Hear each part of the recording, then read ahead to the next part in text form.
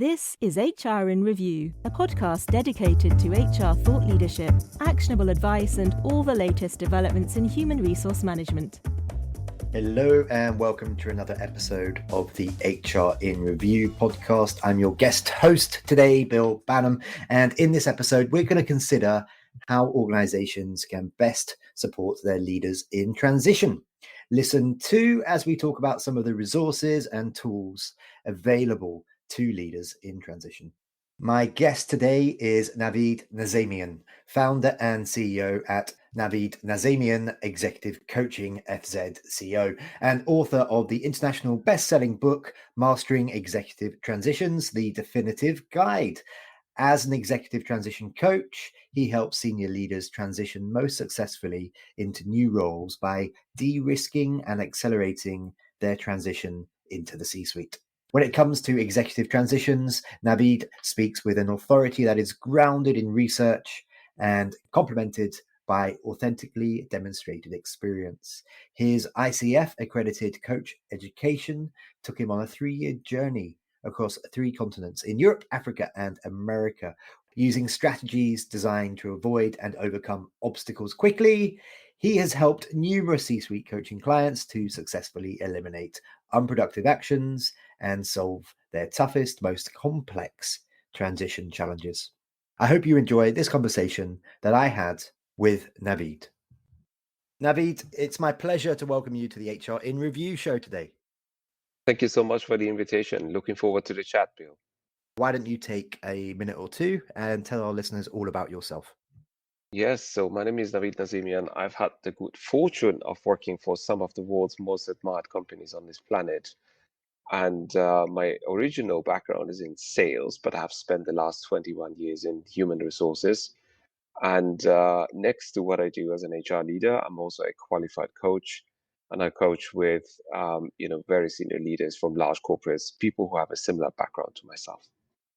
Okay, perfect. And of course, the focus of today's chat is executives in transition. So let's get straight into related questions. Firstly, what is top of mind for executives in transition, in your opinion, from what you've seen? Yes. So there are 3 key topics I would say are usually top of mind for transitioning leaders.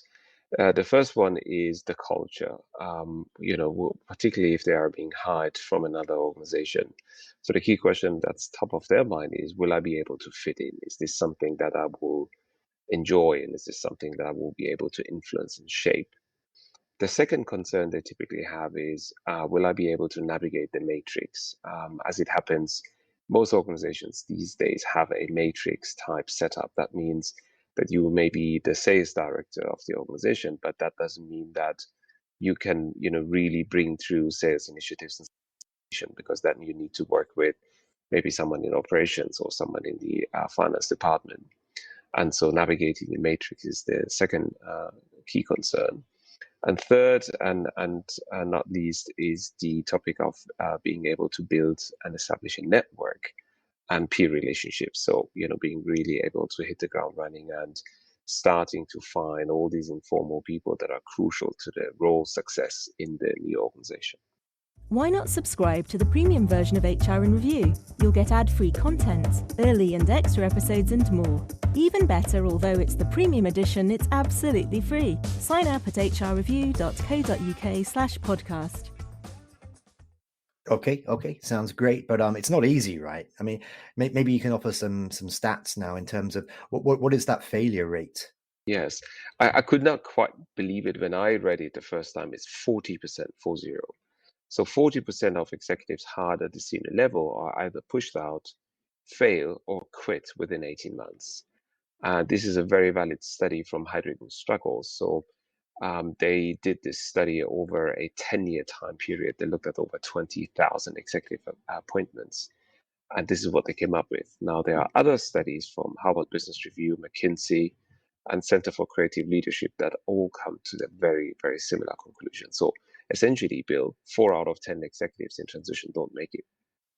That's staggering. What a huge number. Wow. Okay, so how can organizations better support their leaders in transition then to try and fight against those huge numbers? Yes, I mean, there are multiple things organizations can do to support their leaders in transition. The first one is, and this is the most potent lever they could pull, is to provide them with a specialized executive transition coach. I happen to be one, but there are many, many more of us out there.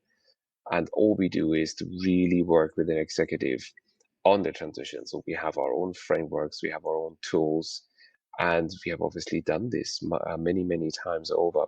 So that's one of the very easy things organizations can do. And it's a bit of an irony because I see sometimes organizations want to support their executives in transition, but then they get them a leadership development coach. And Bill, if I may use the analogy of, if I had a heart issue and I go to a GP, it's probably not the best person I could see on my specific issue. And the same applies to coaching as well. There are specialized coaches that have specialized in a particular area.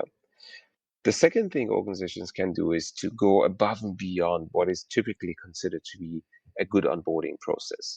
So with onboarding, I mean things like admin arrangements, a business orientation type of a day, and legal and compliance kind of trainings. But what they could do to support the executive in transition is to look at what I call higher value activities. So these could be things like aligning expectations with teams and bosses, organizing meaningful meetings with key stakeholders. And for that, you need to start mapping the stakeholder universe as per the executive role. And last but not least, organizations could also facilitate cultural familiarization. So help the leader to understand that, this is unique about our culture. This is what we consider to be great leadership. And so help them and give them a leg up so they don't, tap and start to treading on those landmines that are everywhere, especially if they're new in the role. This edition of HR in Review is a special guest episode brought to you in partnership with our friends at the North American-based HR Chat podcast, a podcast focused on interviews with HR, talent and tech experts. Okay, perfect. Maybe you can give me some examples now then. What resources and tools are available to leaders in transition? Yes. I mean, as I said, the executive transition coach is the most obvious one. But one of the tools I often use when I have a leader in transition is a transition assessment, which is a very short thing. There I ask the leader about the top 12 potential transition challenges that they could foresee as a result of the transition. Then they rate themselves on that scale to say, yes, this is the one, and these are the transition challenges I'm expecting. The second column asks the same leader to self-score themselves on their confidence levels. So let's say if someone is getting the big promotion, and that's one of the key challenges that they're highlighting to me as the coach that's working with them. But if they then say the big promotion challenge, I feel I have very good levels of confidence around that. Then we can fine tune in our coaching. We wouldn't really need to spend a lot of time there. But if the assignment also includes the leading former peers challenge, and this is a particular area of concern for the executive leader, then this is something that we will amplify. This is something that we will go all the way in to make sure that the confidence level and the mission confidence that the leader requires is being built as part of our coaching engagement. Okay, thank you very much. Okay, let's sort of drive it home then for our listeners. But I'm going to challenge you to answer in 60 seconds or less. Sure. In 60 seconds or less, Navid, what are some of the key benefits for individuals, for organizations, and for stakeholders, of course, of getting transitions right? Okay. Do I get 60-second per stakeholder group, or is it 60-second all in one? All in one. So you get about Oh 20 my God. seconds each. Okay. So at the individual level, it minimizes the likelihood of derailment, it mitigates key transition risk, and it really enhances role satisfaction and accelerates time to performance. At the organizational level, looking at it through the organizational lens, it reduces the risk of high stakes placements and mishiring costs. It can also increase retention and engagement, and it develops a more supportive culture and ultimately reduces organization anxiety. And looking at it through the stakeholder lens, it gives investors and the board more confidence. It allows for a greater alignment of organizational strategy and culture execution. and it provides a platform for thoroughly engaging external stakeholders. Wow, Navid, you've done this before, I can tell. That was great. That was about 60 seconds. That was pretty good. That was pretty good. Okay, let's talk a little bit about gender now. From what you've seen, from the folks that you work with, is there a gender bias in supporting executives in transition? Unfortunately, yes, and this is one of the reasons I delayed the launch of my book titled Mastering Executive Transitions, because I really wanted this study to go in. So there is, depending on the item of support you look at, and the three items are formal leadership skills training, formal assessment, and the executive being assigned a formal mentor or an executive transition coach. So depending on which item you look at, there is a 13 to 22 percentage point gap between the female execs and the male execs working for the same organization. And this is very unfortunate because in those organizations, these three items are not baked into the process of becoming exec at that level, but they are individually negotiated items. That means that there seems to be a high likelihood of the male incumbents coming forward and say, I want this, I want that. And by the way, I also want to have an executive transition coach. And for some reason, the female execs seem to be a little more cautious and a little more reserved to come forward and make those demands or make those requests to the same organization. Okay. Maybe you can now briefly walk through the double diamond framework of executive transitions. Take a minute or two, maybe even 3 minutes on this one. Wow, okay, this is a big one. So first off, Bill, there's a very popular framework out there that's called the first 90 days. And whilst I loved reading the book 18 years back when it was just published, it is not an executive level appropriate framework for transitioning. So that's the first thing I want to say. And then the double diamond framework is my idea around how the executive could transition. It consists of 7 phases. The first phase is called Discover. This is your day minus 90 to day 0. The second phase is called Immerse. This is your day 1 to day 90. The third phase is called Adapt. This is day 91 to roughly day 120. Then you get into Mobilize, which is kind of 4 months to 6 months into the role. Then you get into Operate, that's month 6 to 9. And then you get into Nourish, which is months 9 and 12. And last but not least, the 7th phase is called Develop, and that's months 12 plus to 18. So in my book and my understanding of executive transitions is it's a 12 to 18 months journey. It never is a 90-day journey, as the very popular book is suggesting. Then there are 2 unique components. And by the way, if you couldn't remember all these 7 different phases, you take the first letter of each of these, and that word nicely rounds up to the word diamond. There are 2 unique components to their framework as well. So first one is optimizing the energy levels of the executive leader. Executive transitions can be super, super stressful. And so much so that, executive leaders who are self-scoring their stress levels when they are going through a transition say that it's higher than when they're going through a divorce or a significant health challenge. So it's a very stressful undertaking. And then the second aspect of the double diamond framework is the transition to be accelerated and de-risked by the executive transition coach. So this makes the totality of it, makes the double diamond framework. And that's what I have been describing in my book in a lot of detail over 2 chapters.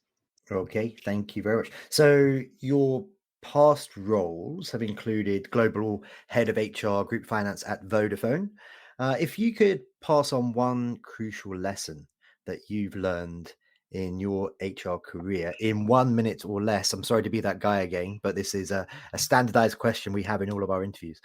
In 1 minute or less, what would your top tip for other HR pros be? So what I would say is bring in the outside in view. Don't be too siloed, too internally focused on whatever product or proposition you're launching.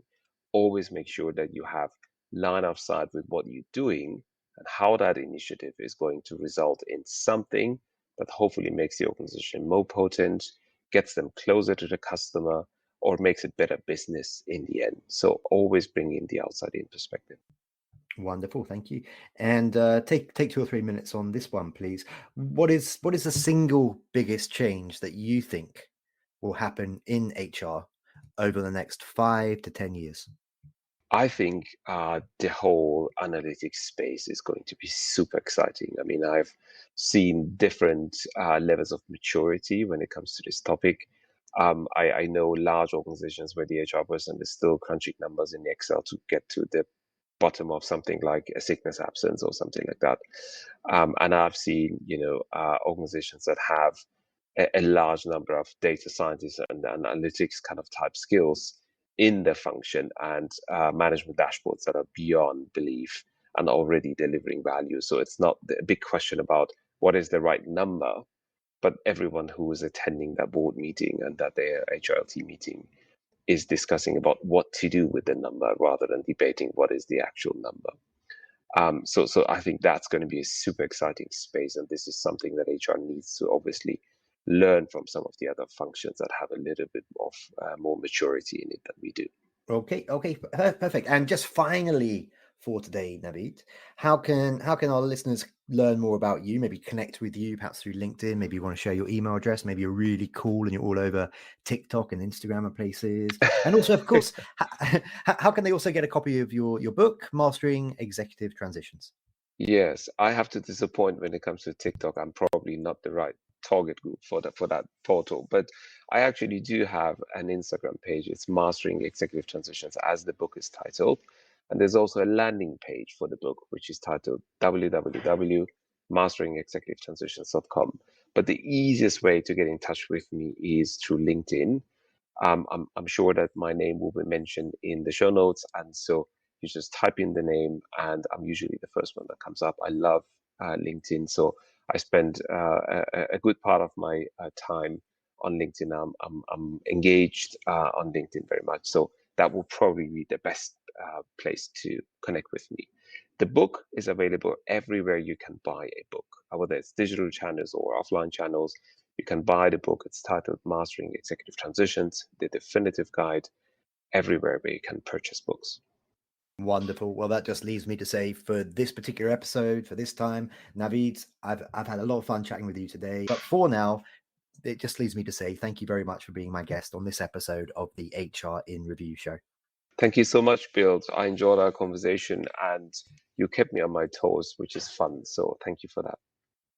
The HR in Review podcast is brought to you by hrreview.co.uk. hrreview.co.uk is a website dedicated to human resources and related professionals. News items are posted daily together with analysis looking in depth at topical HR issues. You can sign up for our range of specialist newsletters at hrreview.co.uk/sign-up and follow us on Twitter at hrreview or join us on LinkedIn and Facebook. Thank you for listening.